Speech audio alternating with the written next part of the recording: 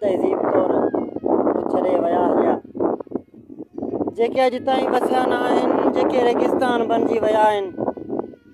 पर हीअ त मुंहिंजी बाबुल इस्लाम सिंध जो उहो बैराज जो टुकड़ो आहे,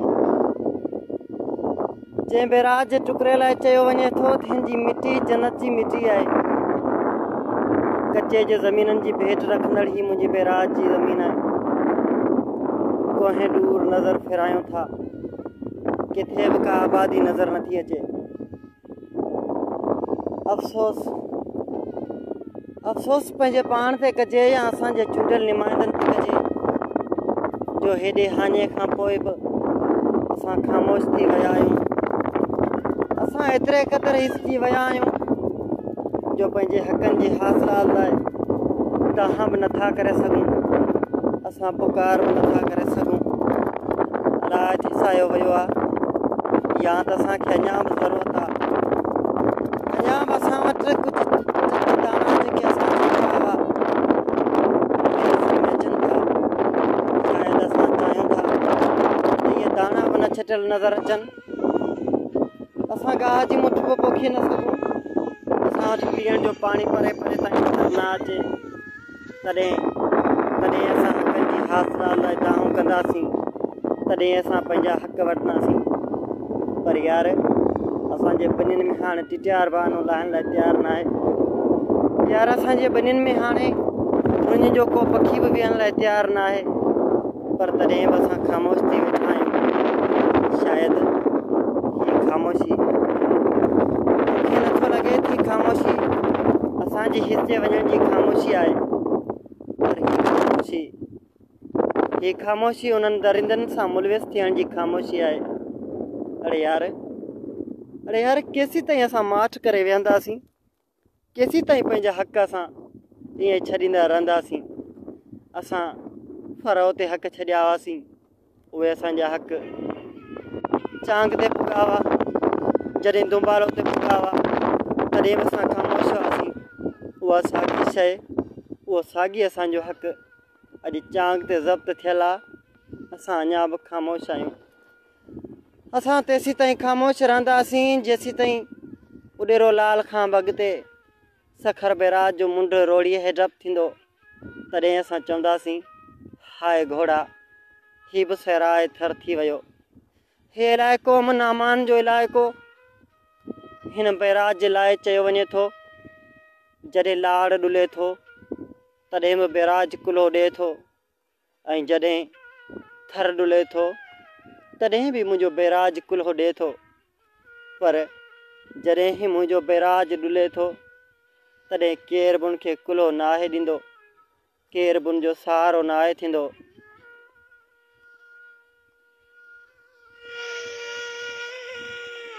हेलो की साल चेट में बि असांखे पाणी जो वॾो धकु ॾिनो वियो हो। पोखी जे टाइम ते साॻी किलत ॾिनी वई हुई, जंहिंजे करे ही पुराणा आसार ॿुधाइनि था त एकड़ खनि को पोखियो होसीं, ऐं पोयां वाह जी खाटी बाने पोयूं पाणी बि असांखे इलाही देरि सां ॾिनो वियो हुयो, जंहिंमें असांजो चेट त बिल्कुलु तबाह थी वियो हो। पर वरी जॾहिं कती जो टाइम आयो हो त कती जे टाइम ते हिननि रैज़ननि असांखे लप लाइ सिकाए छॾियो आहे। हक़ीक़त चवां थो, ना ही पोठो आहे ना ही को बयाबान इलाइक़ो आहे। ही मुंहिंजो बैराज आहे। ही आबाद थींदड़ उहा ज़मीन आहे जेका असां आबादी जे लाइक़ु बनाइण जे लाइ महिनतूं करे पोखी ठाही हुई। पर अफ़सोस असांखे पाणी जे कतिरे लाइ सिकायो वियो। असां सिंधु जा वारिस हूंदे बि निंदड़का थी जी आयासीं। असांखे पंहिंजे हक़नि खां बि कोहे दूरि धिकियो वियो। ऐं जॾहिं बि असां हक़ु वठण जी ॻाल्हि कई त असांखे लठियूं हणी उथारियो वियो। असां ते पुलिस जा अटाला छॾिया विया। अड़े उहे पुलिस जा अटाला जेकॾहिं तव्हां उन्हनि धारियुनि ते छॾियो आहे, उन्हनि गासिबनि ते छॾियो आहे जिन्हनि असांजा हक़ गसब कया आहिनि। पर उहा असांजी सिंध पुलिस हर वेल असां ते मढ़े, असां ते लठियूं वसाए असांखे इहो अहसासु ॾियारियो वियो आहे त तव्हां सिंधी न आहियो, तव्हांजी हिन सिंध में का बराबरि पती न आहे।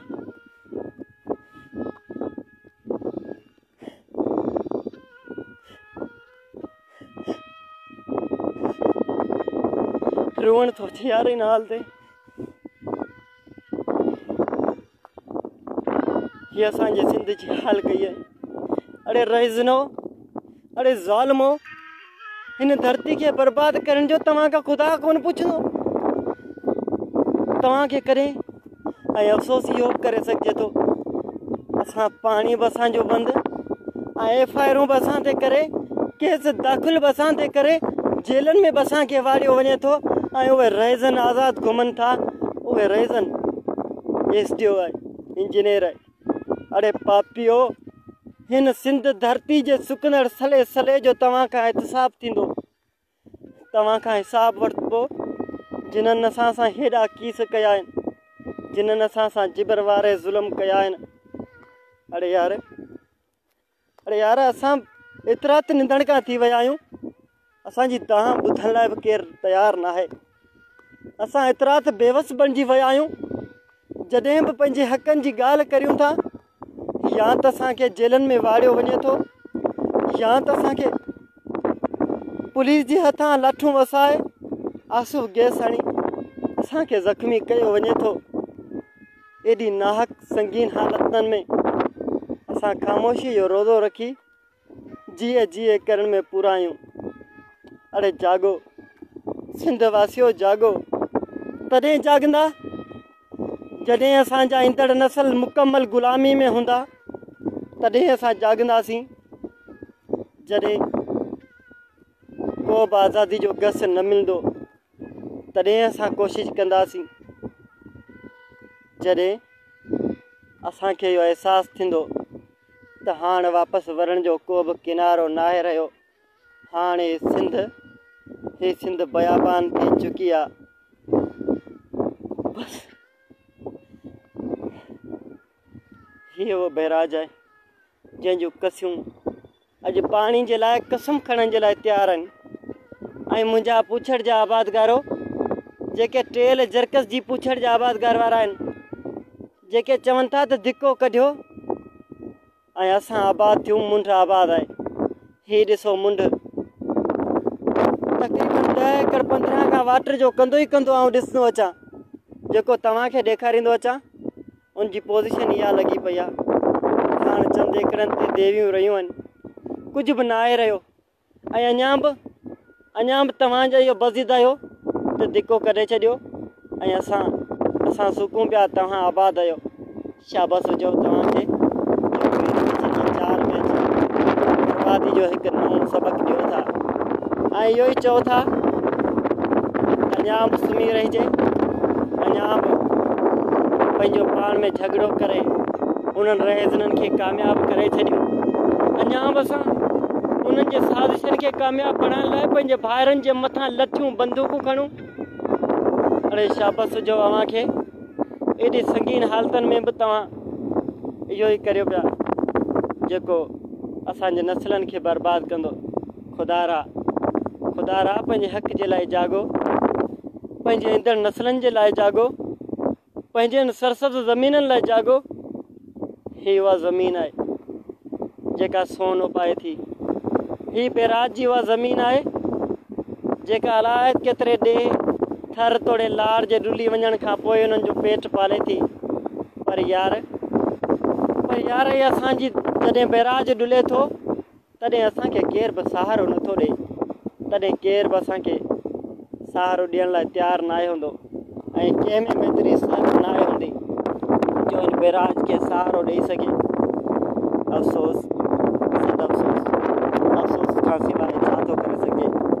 उथो दोस्तो पंहिंजे हक़नि जे लाइ, पंहिंजी ज़मीननि जे लाइ यकसां थी करे जेकॾहिं पाण जदोजहद न कंदासीं त पोइ सदा जो महमूल बणिजी वेंदो ऐं असांजो ही बंजर थी वेंदी ज़मीनूं कॾहिं बि आबाद न थींदियूं। थर जी वारी जेका गेम वारी थींदी आहे